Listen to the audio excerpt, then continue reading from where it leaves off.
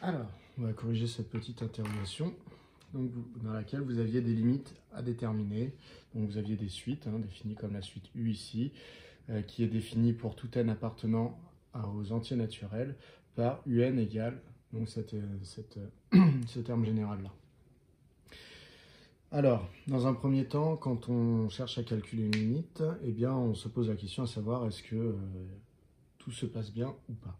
Pour savoir si tout se passe bien, donc on essaie de voir ce qui peut se passer pour le calcul de ce terme lorsque n devient très grand, lorsqu'il tend vers plus l'infini. Lorsqu'il tend vers plus l'infini, 9n au carré est un nombre qui va tendre vers plus l'infini également. Si n devient très grand, n au carré devient très grand aussi, et 9n au carré également. Donc 9n au carré tend vers plus l'infini. Moins 6n.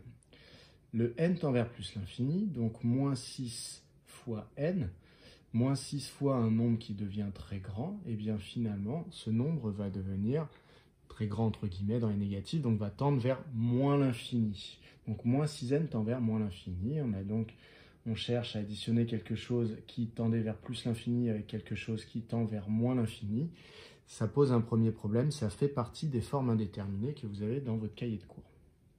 C'est-à-dire, la forme indéterminée, ça veut dire qu'il faudrait modifier l'écriture pour avoir une écriture qui puisse nous fournir la réponse. Mais actuellement, cette expression-là ne nous permet pas de conclure. Également, on peut s'apercevoir qu'au dénominateur, lorsque n tend vers plus l'infini, n au carré tend vers plus l'infini, 3n au carré tend donc vers plus l'infini, et 3n au carré plus 4 tend donc également vers plus l'infini. On s'aperçoit qu'il y aurait éventuellement une deuxième forme indéterminée, qui serait que si au numérateur, eh bien, on vient à prouver qu'on tend vers plus l'infini, eh bien, ça nous donnerait une forme indéterminée du type l'infini sur l'infini, entre guillemets, bien sûr. Donc, c'est encore une forme indéterminée, ce qui veut dire modification d'écriture. La modification d'écriture, dans ce cas-là, eh bien, on va essayer d'enlever les choses qui font qu'au numérateur et au dénominateur, eh bien, la limite est plus l'infini. L'objectif au numérateur, quand on voit 9n au carré moins 6n plus 9, on se rend compte que celui qui va l'emporter, ça on a vu ça en classe, c'est le monôme ici avec le plus grand degré. C'est-à-dire que le n au carré va tendre vers plus l'infini plus vite qu'un n par exemple. Donc on imagine bien que c'est le 9n au carré qui tend vers plus l'infini qui va nous emporter notre numérateur ici, qui va faire que le numérateur va tendre vers plus l'infini. Donc, c'est la cause du numérateur qui tend vers plus l'infini, c'est le n au carré. Donc, je vais le mettre en évidence. Je vais dire, bah voilà, mon numérateur, il vaut n au carré fois, je factorise. Donc, dans 9n au carré, si jamais je prends n au carré, n au carré, je l'ai 9 fois, moins, dans 6n, combien de fois j'ai n au carré? En fait, j'ai que n. Donc, il me manque un n pour me faire mon n au carré. Donc, je vais écrire 6 sur n. D'accord? C'est une factorisation forcée. Pour ceux qui ne sont pas convaincus que 6n, lorsque je factorise par n au carré, devient 6 sur n, eh bien, on redéveloppe dans l'autre sens. Est-ce que n au carré fois 6 sur n me redonne bien les 6n qui sont là, puisque n au carré fois 6 sur n doit me redonner le 6n. Eh bien oui, car n au carré fois 6 sur n, ça me donne 6 fois n au carré sur n, qui peut également s'écrire 6 fois n, puisque n au carré n'est autre que n fois lui-même, sur n. Je n'ai que des multiplications au numérateur, je peux donc simplifier un n du numérateur. Avec le n du dénominateur, il reste donc 6n. Donc, c'est bien 6 sur n que je dois mettre dans ma parenthèse lorsque je factorise par n au carré. Puisque n carré fois 6 sur n, je répète encore, n carré fois 6 sur n me redonne 6n, c'est-à-dire ce qui était là. Également, il va me rester, donc 9, lui, ne possède pas le n au carré. Donc, dans ma parenthèse, si je factorise, je force la factorisation par n au carré, je vais obtenir 9 sur n au carré. Pour ceux qui ne sont pas convaincus, j'explique une dernière fois, si je redéveloppe, je dois retomber sur 9. n au carré fois 9 sur n au carré. Ici, je fais ma multiplication, donc je multiplie le numérateur, ça me donne 9n au carré sur n au carré. Et là, vous voyez, j'ai une multiplication. Je peux donc simplifier par n au carré. Je retombe bien sur 9. Voilà pour cette étape. Donc, je n'ai pas terminé. Hein. Il faut que je factorise aussi le dénominateur. Donc, il faut avoir une petite idée de qui va l'emporter au dénominateur. C'est le n au carré qui va s'imposer. Donc, je vais factoriser également par n au carré. Donc, n au carré facteur de, il me reste le 3 ici, puisque n au carré fois 3 me redonne 3n au carré, plus, ici le 4, si je force une factorisation par n au carré, je vais obtenir 4 sur n au carré. Donc pourquoi? Parce que si je redéveloppe, ça me donnerait n au carré fois 4 sur n au carré, ce qui me donnerait 4n au carré sur n au carré. Et je pourrais simplifier, je retomberai bien sur 4. Une fois que j'ai fait cette factorisation, alors ça n'est pas fini parce que je n'ai pas encore réglé le problème de mes formes indéterminées. Je m'explique. Ici, si j'observe la parenthèse qui est là, lorsque n tend vers plus l'infini, cette parenthèse va tendre vers 9. Pourquoi? Parce que lorsque n tend vers plus l'infini, lorsque je regarde 6 sur n, si n tend vers plus l'infini, 6 sur n tend vers 0. J'ai un nombre, une constante en haut, et j'ai un nombre dénominateur qui tend vers plus l'infini, donc mon nombre va être divisé par des nombres de plus en plus grands, donc je vais me retrouver avec des choses qui se rapprochent de 0, des nombres proches de 0. C'est pareil pour 9 sur n au carré. 9 sur n au carré, si le n au carré tend vers plus l'infini, 9 sur n au carré, le 9 étant constant, il ne bouge pas, il est divisé par un nombre qui grandit vers plus l'infini, ce 9 sur n au carré se rapproche donc de 0. Si vous n'en êtes pas convaincu, eh bien, par exemple, pour 6 sur n, eh bien, si vous tapez sur votre calculatrice 6 sur 10, 6 sur 100, vous faites grandir le nombre au dénominateur, 6 sur 1000, et vous allez vous apercevoir que vous trouvez 0,6, 0,06, 0,006. Donc, on se rapproche bien de 0. Voilà. Donc, dans ma parenthèse, 9 moins 6 sur n plus 9 sur n au carré, eh bien, ça va tendre vers 9. Le n au carré ici, lui, lorsque n tend vers plus l'infini, le n au carré tend vers plus l'infini. Donc, ma limite, ce sera quoi? Si ma limite de ma parenthèse est 9 et que la limite de n au carré est plus l'infini, la limite du numérateur tout entier, eh bien, ça va être plus l'infini. Dans notre tête, on a plus l'infini multiplié par 9, entre guillemets. Donc, du coup, je dis entre guillemets, ce plus l'infini n'est pas un nombre. Hein, donc, je n'ai pas le droit de le multiplier ou quoi que ce soit, lui appliquer les opérations sur les nombres. Mais dans notre tête, c'est un petit peu ce qu'on s'imagine quand même. Du coup, le numérateur tend vers plus l'infini. Le dénominateur, pour les mêmes raisons, dans ma parenthèse va tendre vers 3, puisque 4 sur n au carré, c'est une constante divisée par un nombre qui tend vers plus l'infini, donc cela se rapproche de 0. Donc, mon dénominateur se rapproche de 3. Mais le n au carré tend vers plus l'infini, donc ici j'ai une limite de 3 et une limite de plus l'infini, donc la limite du dénominateur, eh bien, c'est plus l'infini. Voilà, donc en fait, là j'en suis à un numérateur qui tend vers plus l'infini, divisé par un dénominateur qui tend vers plus l'infini, donc mon problème n'est pas encore réglé, car je suis encore sur une forme indéterminée, l'infini sur l'infini. Donc, pourquoi ai-je factorisé? J'ai factorisé pour pouvoir simplifier. Ici, j'ai une multiplication, ici aussi. Donc, au numérateur, j'ai une multiplication comme opération principale, au dénominateur également. Donc, je peux simplifier. Ici, comme on avait factorisé par n au carré au numérateur et par n au carré au dénominateur, eh bien, les n disparaissent ici et ici. Ce qui a pour effet de me donner une écriture qui est la suivante. 9 moins 6 sur n, alors je vais mettre un peu plus d'espace entre mes écritures pour que ce soit un petit peu plus clair. Donc j'obtiens 9 moins 6 sur n, c'est ma parenthèse, hein, plus 9 sur n au carré, le tout divisé par 3 plus 4 sur n au carré. Alors, si je veux être très rigoureux, et je vais l'être, eh bien, à partir du moment où j'ai factorisé comme ça, par n au carré, j'ai fabriqué des dénominateurs. n carré, etc. Donc je fais attention, quand je fabrique un dénominateur, il faut que je fasse attention à ne jamais diviser par 0. Donc mon écriture ici, je peux l'écrire sous cette forme-là, à partir du moment où je considère que le n n'est pas égal à 0. Parce que vous voyez, j'ai écrit des n dans des dénominateurs, donc il ne faudrait surtout pas que je divise par 0. Ensuite, du coup, avec cette écriture-là, une fois avoir simplifié par n au carré, là je peux conclure. Puisque pour les mêmes raisons que tout à l'heure, mon numérateur va tendre vers 9, mon dénominateur va tendre vers 3. Donc ma fraction va tendre vers 9 sur 3. Je l'écris. Or, limite de 9 moins 6 sur n plus 9 sur n au carré, c'est égal à 9, ce 9-là, hein, lorsque n tend vers plus l'infini. Et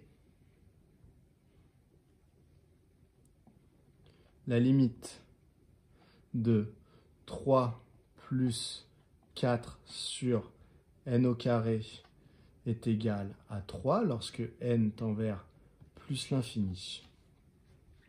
Donc, la limite de ma fraction, donc de 9 moins 6 sur n plus 9 sur n au carré sur 3 plus 4 sur n au carré, lorsque n tend vers plus l'infini, est égale à 9 sur 3, c'est-à-dire 9 divisé par 3, ça fait 3.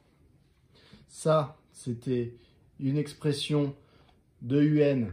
Alors certes, quand n était différent de 0, mais c'était une expression de un. Donc la limite de un lorsque n tend vers plus l'infini est égale à 3. Voilà pour cette première suite. Pour cette deuxième suite, la suite V définie par pour tout n appartenant à grand N, alors étoile. Hein.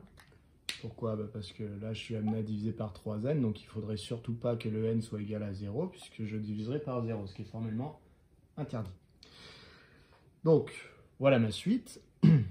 J'essaye de déterminer sa limite. Alors, ici, j'observe qu'il y a du n ici et ici, donc je vais essayer de chercher un petit peu les limites. La limite de 3n, lorsque n tend vers plus l'infini, 3 fois n, ça va tendre également vers plus l'infini. Si n devient très grand, 3n devient très grand. Donc plus l'infini pour la limite de 3n. Maintenant, il y a aussi du n ici. Donc moins 1 à la puissance n, et bien là, je me retrouve un petit peu bloqué, puisque moins 1 à la puissance n, ça n'admet pas de limite. Et oui, c'est un des exemples que vous devez connaître par cœur, puisque moins 1 puissance 1, ça fait moins 1, mais moins 1 puissance 2, ça fait 1, mais moins 1 puissance 3, ça fait moins 1, et moins 1 puissance 4, ça fait 1. Je peux continuer comme ça, hein. Moins 1 puissance 5, ça fait moins 1 puissance 6, ça fait 1. En fait, dès que n va être impair, vous voyez, 1, 3, 5, le résultat sera moins 1. Et dès que n sera pair, 2, 4 ou 6, le résultat sera 1. Donc vous avez devant vous moins 1 puissance n, c'est l'expression d'une suite qui n'admet pas de limite, puisqu'elle ne se rapproche d'aucun nombre. C'est la suite à bien connaître. Hein. Elle vaut alternativement moins 1 et 1, donc elle ne part pas vers plus l'infini, elle ne tend pas vers moins l'infini, elle ne tend pas vers un nombre bien précis. Donc, pas de limite, ce qui veut dire pas de limite au numérateur, ce qui veut dire que je ne peux pas utiliser les formules que je connais, qu'on a appelées opérations sur les limites dans votre cahier de cours, où on dit si le numérateur tend vers ci et que le dénominateur tend vers ça, alors la fraction tendra vers telle ou telle limite. On ne peut pas appliquer ça, puisque moins 1 puissance n n'a pas de limite. Donc il y a une technique un peu spéciale que vous avez apprise en cours, c'est qu'on va commencer par encadrer le moins 1 puissance n. Donc on va dire pour tout n appartenant à grand N étoile, eh bien moins 1 puissance n, c'est un nombre qui sera soit égal à moins 1, soit 1. Alors ça peut paraître bizarre, hein, du coup, de dire qu'il est inférieur ou égal, enfin qu'il est compris entre moins 1 et 1. Mais c'est la vérité, puisque s'il vaut soit moins 1, soit 1, il fait bien partie des nombres qui sont entre moins 1 et 1 avec des égales. Je vais reconstruire mon expression de ma suite ici, de mon terme général. Si moins 1 puissance n est compris entre moins 1 et 1, lorsque je divise par 3n, qui est un nombre positif, puisque n est un entier naturel, donc un entier naturel est positif, multiplié par 3, il est encore, mon résultat est positif. Donc je me retrouve avec moins 1 divisé par 3n, plus petit, je ne change pas les sens car j'ai divisé par un nombre positif, plus petit que moins 1 puissance n sur 3n, plus petit que 1 sur 3n. Je finis de reconstruire en rajoutant 6 dans tous les membres de mon inégalité ici, de mon encadrement. Je me retrouve avec 6 moins 1 sur 3n, inférieur ou égal à 6 plus moins 1 à la puissance n sur 3n, inférieur ou égal à 6 plus 1 sur 3n. Et donc, j'ai réussi à encadrer Vn. Vn que je retrouve ici, cette expression est ici.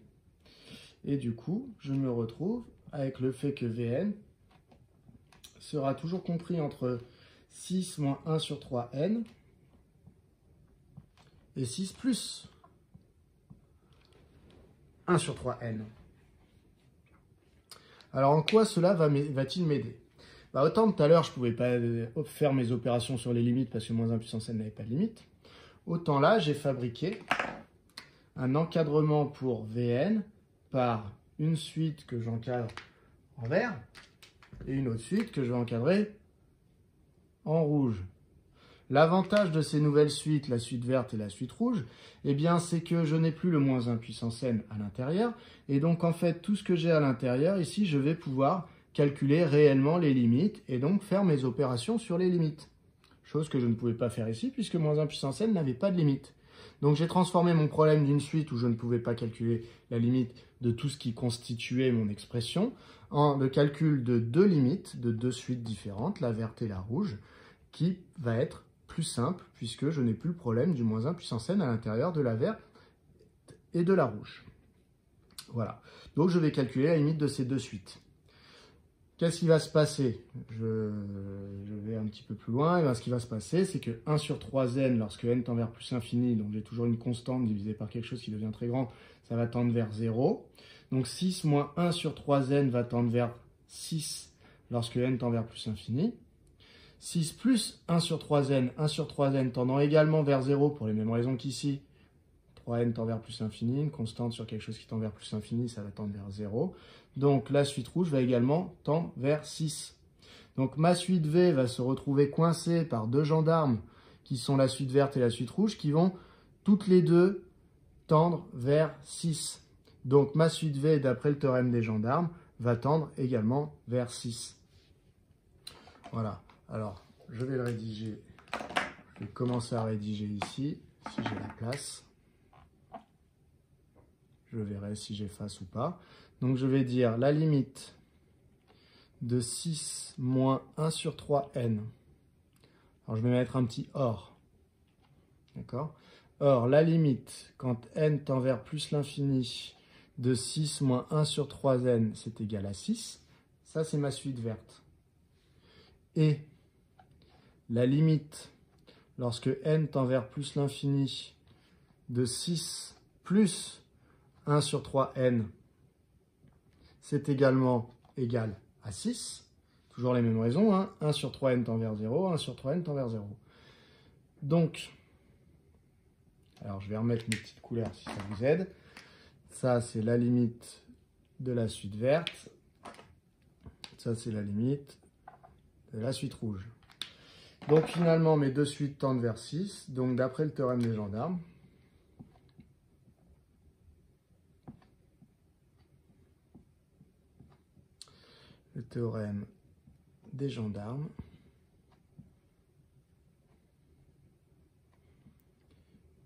eh bien la limite de Vn, lorsque n tend vers plus l'infini, est égal à 6 également. Voilà qui vient conclure cette question sur la suite V. Alors évidemment, là moi je rédige sur le côté parce que je voulais que vous gardiez tout ça sous les yeux. Ça, cette partie-là, dans un cahier, dans une copie, elle va à la suite. On ne cherche pas à coller le plus de choses dans le minimum d'espace comme je viens de chercher à le faire. Voilà, c'est peut-être une erreur, mais bon. Donc vous, à la suite. Alors, pour la dernière suite, c'était cette suite exprimée par ce terme général. Alors, vous avez Wn qui vaut 8 plus 0,95 puissance n. Lorsque n tend vers plus l'infini, que se passe-t-il? Alors déjà, le n se situe ici, donc vous allez d'abord vous intéresser à 0,95 puissance n. Il va falloir déterminer sa limite, s'il y en a une. Lorsque le n est en puissance, comme celle-là, comme ici, eh bien, là, il y a une technique particulière qui consiste à regarder le nombre qui se trouvait à l'intérieur de la puissance, le 0,95. Parce que c'est ce nombre qui va décider de la limite de 0,95 puissance n lorsque n tend vers plus l'infini. Alors, si vous voulez vous convaincre, vous pouvez prendre 0,95 et le multiplier par lui-même avec votre calculatrice. Vous allez voir que ce 0,95 à la puissance n tend vers 0. Donc, la règle que vous devez connaître et qui est dans votre cours, c'est qu'en fait, si le nombre que j'entoure en vert ici, il est compris entre moins 1 et 1 strictement, ce qui est le cas ici,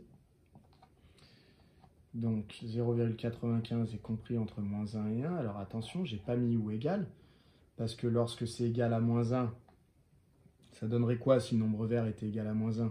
Bah, ça aurait été ça, moins 1 puissance n. Et donc on aurait eu la suite que j'avais mis dans l'exemple juste avant, qui n'a pas de limite. Donc vous voyez que je ne pourrais pas conclure de la même manière. Donc c'est bien 0,95 strictement plus grand que moins 1, surtout pas ou égal dans le cours.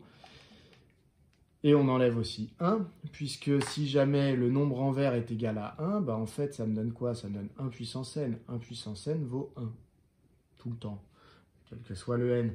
Donc ça veut dire que finalement, ma suite ne répondrait pas aux critères que je vais dire après, puisque dans mon cours il y a marqué, si 0,95 est entre moins 1 et 1, ça voudra dire que la limite de 0,95 à la puissance n, lorsque n tend vers plus l'infini, c'est égal à 0. Et oui, multipliez 0,95 par lui-même, autant de fois que vous le souhaitez, eh bien, votre nombre va se rapprocher de 0. Pourquoi? Vous pouvez le voir d'une autre manière. Multiplier un nombre par 0,95, cela revient à réduire de 5%. Donc, si vous prenez 0,95 et vous le réduisez de 5%, puis encore de 5%, puis encore de 5%, bah, au final, vous allez vous retrouver avec plus rien, avec 0. Enfin, ça va tendre vers 0, ça ne fera jamais 0 pile. Donc, voilà pour ça. 0,95 compris entre moins 1 et 1, donc sa limite à la puissance n, c'est 0. Du coup, ça veut dire que Wn, qui était 8 plus ce fameux nombre, eh bien, va tendre vers 8 si celui-là tendait vers 0. Donc, la limite de 8 plus 0,95 à la puissance n, quand n tend vers plus l'infini, c'est égal à 8. Et donc, la limite de Wn, puisqu'elle s'appelait comme ça, ma suite, elle s'appelait W, lorsque n tend vers plus l'infini, c'est égal à 8. Voilà qui vient conclure cet exercice. Alors, je rappelle quand même l'autre cas qui arrive souvent. Donc là, c'était le cas où le nombre est compris entre moins 1 et 1. L'autre cas qui arrive très souvent, c'est quand le nombre est plus grand que 1. Par exemple, si ici, à la place de 0,95, j'avais ça 1,23 à la puissance n. Dans ce cas-là, j'aurais dit le nombre 1,23 est plus grand que 1. J'aurais rédigé ça comme ça. 1,23 est plus grand que 1. Donc, quand vous avez un nombre plus grand que 1 que vous multipliez par lui-même, la limite quand n tend vers plus l'infini de ce nombre, eh bien, c'est plus l'infini. Voilà. Donc nous, c'était pas le cas. Nous, ça tendait vers 0 parce que le nombre était entre moins 1 et 1. Ça, il faut absolument que ça apparaisse. Un jour de bac, c'est dans le barème. On nous dit si ça, c'est marqué, on met les points. Si c'est pas marqué, on retire des points. Voilà qui vient conclure la correction de cette petite interrogation.